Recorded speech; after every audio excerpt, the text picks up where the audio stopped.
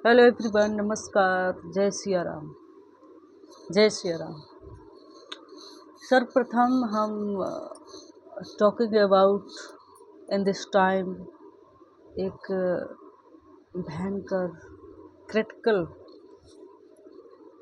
जो चर्चा चल रही है देश के अंदर, उस पर कुछ अपने विचारों को व्यक्त करने की कोशिश करेंगे। जो हमने विचार अपने विचारों से सोचे हैं, अपनी बुद्धि से सोचे हैं, उन विचारों को व्यक्त करने की कोशिश करेंगे। सर्वप्रथम जो विषय चल रहा है देश के अंदर की अनिरुद्धाचार्य जी जो कथावाचक हैं, उन्होंने महिलाओं के खिलाफ गलत टिप्पणी की है। उसके अबाउट में जिसके विरोध में जो मथुरा की लॉयर वकील महिलाएं हैं, उनमें कुछ पुरुष भी शामिल हैं, तो और अपितु पूरे देश में कि महिलाओं के अंदर एक ऐसा वो विरोध प्रदर्शन चल रहा है उनके प्रति।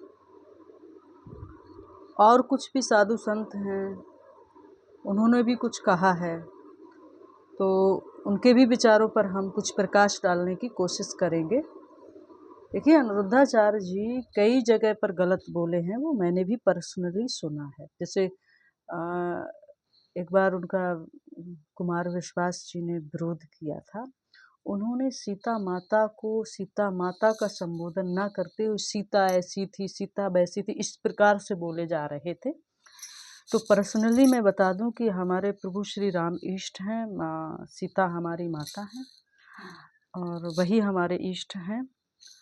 तो हमको भी गलत लगा था। बाचाल है, बाचाल मीन्स होता है जो ज़्यादा बोले, बिना हाथ पैर सिर की बात करे। हालांकि उनकी फैन फॉलोइंग अधिक है, तो वो एक अलग बात है, लेकिन महिलाओं के लिए इतना गलत बोल देना ये गलत बात है। सर्वप्रथम पुरुष समाज को सोचना चाहिए कि महिला कोई धरोहर, कोई सामान, कोई वस्तु, कोई धन किसी की जायदाद नहीं है। उस पर मालिकाना हक जताया जाए, उसी पर पूरी गारंटी थोपी जाए समाज की कि महिला ऐसी है, महिला वैसी है। चरित्र पर उसके उंगली उठाना। महिला एक स्वतंत्र चेतना है। महिला को भगवान ने दिमाग दिया है, विचार कर सकती है, और बहुत सी महिलाएं आज देश दुनिया में आगे बढ़ रही हैं। कई सालों से देख रहे हैं कि यूपीएससी की परीक्षा में महिलाएं टॉपर आती हैं। तो उन ऐसी महिलाओं को इन कथावाचकों से सर्टिफिकेट लेने की आवश्यकता क्या है? और ये बिना मांगे देते हैं महाराज, शर्म वाली बात है। देखिए, अपवाद स्वरूप महिलाएं भी गलत हो सकती हैं, पुरुष भी गलत हो सकते हैं, वो एक अलग सब्जेक्ट है। लेकिन हर महिला अपना जीवन समझती है, जानती है कैसे जीना चाहिए, कैसे आगे बढ़ना चाहिए। और अभी एक बयान अभी मैं स्क्रॉल कर रही थी यूट्यूब पर, तो उसमें देखा संत प्रेमानंद जी ने भी महिलाओं का अपमान कर दिया। तो फिर मैंने देखा कि संत प्रेमानंद जी महाराज ने क्या कहा है। हमारे परम श्रद्धेय आदरणीय पूजनीय हमारी आस्था है संत प्रेमानंद जी के चरणों में। उन्होंने कोई गलत बात नहीं बोली है। उन्होंने केवल ये कहा है, जिस महिला या जिस पुरुष को 4 जगह खाने की अलग अलग टेस्ट की आदत पड़ गई है, तो वो 4 जगह खाएगा, घर का खाना नहीं खाएगा। ऐसे ही ठीक इसी प्रकार से जिस महिला को 4 पुरुषों या जिस पुरुष को 4 महिलाओं से संबंध बनाने की आदत पड़ गई है, तो वो कैसे जीवन में मतलब एक सही जीवन जी सकता है। ये बात उन्होंने कही है। बात बिल्कुल सही है। पुराने काल से हम श्रीमद् भागवत का अध्ययन करते हैं, तो एक राजा वेन हुए थे, बड़ा गलत सलत करते थे, तो संतों ने उनको समझाया, नहीं समझे तो संतों ने अच्छे से समझाया, फिर मार्ग दिखाया गया। अब संतों को समाज की चिंता होती है। अगर संत कोई अच्छी बात बोल रहे तो सिरोधार है, समझना चाहिए समाज के यूथ को भी।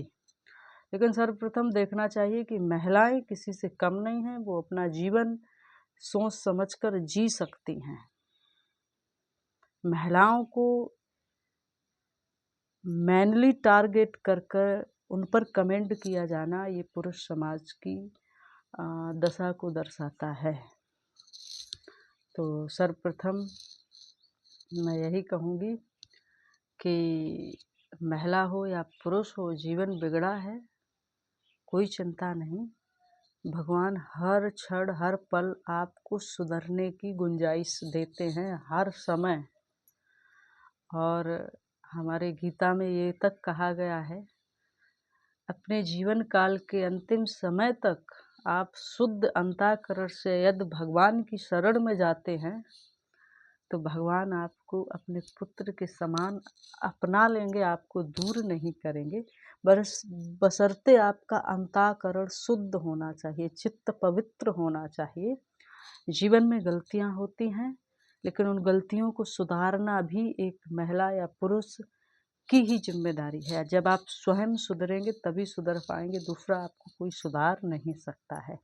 देखिए, जीवन का कनेक्शन जहाँ तक मैंने अनुभव किया है, अगर आप अपने आप को प्रकृति से जोड़ेंगे तो आप सबसे हैप्पी माने जाएंगे, सबसे खुश होंगे। और मूल जीवन का जो एक आकर्षण है व्यक्ति जीवन जीते जीते अनुभव करते करते समझता है, इसका स्वतंत्र रहने का ये मतलब नहीं है गलत करने लग जाओ। मतलब स्वतंत्र रूप से वो भगवान का भजन करे, प्रकृति से मिले, अपने आप को तलाशे, अपने आप को तराशे, अपने आप को सोचे, अपने आप को समझे, ये स्वतंत्रता होती है। और बस यही हमारे विचार हैं कि कथावाचक अपनी जुबान में लगाम ना रखते हुए महिलाओं को सॉफ्ट टारगेट समझते हैं, उन पर भद्दे कमेंट करते हैं। ये सबसे गलत बात है। अगर इस समाज में सबसे ज़्यादा कोई शोषित वर्ग है, जिस पर शोषण किया गया है, वो महिला है। उसके बाद इस समाज का ढांचा इस प्रकार से बुना गया कि कुछ समाज को सताया गया है। मैं ओपन नहीं करूँगी, समाज की छोटी मानसिक विचारधाराओं में बांधा गया है। तो ऐसे कथावाचकों से सावधान रहें। और महिलाएं अधिकांश वहीं जाती हैं, हम तो देखते हैं उनकी प्रश्नोत्तरी चलती है महाराज जी की, अनिरुद्धाचार्य जी की, तो महिलाएं हाथ जोड़कर जाएंगी, गुरुजी ये बात, वो कहते हैं सहिए तभी रहोगी आप। हम कहते हैं ज़्यादा मत सहिएगा, सहते सहते मरण भी हो जाता है कभी कभी, कई लोग मर के चली गई। अभी हमने कल वीडियो देखा, उस पर एक महिला रो रही है और हैंग कर गई, अपने ससुराल पक्ष पर, नंदों पर, सासों पर तमाम विरोध व्यक्त कर रही है और मर गई। इतना परेशान किया, प्रताड़ित किया लोगों ने। तो कुल मिला के किसी के आश्रित मत रहिए, किसी की गुलामी मत करिए। हाँ, थोड़ा कम पैसा मिलेगा, थोड़ी कमजोरी में, थोड़ी गरीबी में जी लेंगे, लेकिन अपने दम पर जिया गया जीवन सर्वश्रेष्ठ होता है और उसी के माध्यम से आप आगे बढ़िए। महिलाओं से निवेदन है कि पुरुष समाज के पीछे मत ज़्यादा भागिए, अपने कंधों को मजबूत करिए और आगे बढ़िए। ये पुरुष जागीर समझता है। धन्यवाद है बाबा साहेब भीमराव अंबेडकर जी का, जिन्होंने महिलाओं को बराबरी का हक दिलाया और महिलाएं आगे बढ़ी। तो इसके लिए सभी को बहुत बहुत धन्यवाद। विचारों को व्यक्त किया है, जैसा भी कमेंट करिएगा सोच समझकर। मैं कमेंटों की चिंता नहीं करती हूँ। जीवन में मैंने बहुत चीज़ें सुनी हैं अपने लिए, कोई अच्छा बोलता है तो कोई बुरा, ये संसार का नियम है। भगवान कृष्ण को भी अच्छा बुरा सुनना पड़ा, तो हम तो एक छोटी सी चीज़ है, नो एनी टेंशन। जय सिया राम, जय सिया राम।